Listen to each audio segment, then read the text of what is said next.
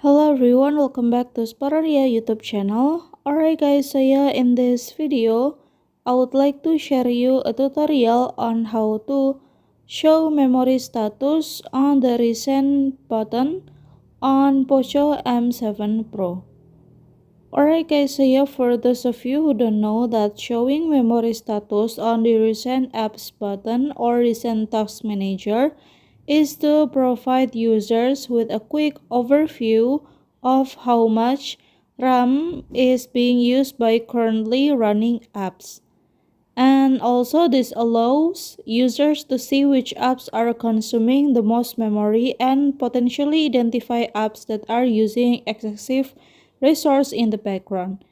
And then to show it off, now you can go to settings menu and then scroll down a little bit and go to home screen menu guys. And then after that, now you can scroll down and then now you can click arrange items in recent, and then now you can click show memory status, and then the result would be like this. Alright guys, so yeah, here's the tutorial, and then thank you so much for watching. See you guys on the next video. Bye bye.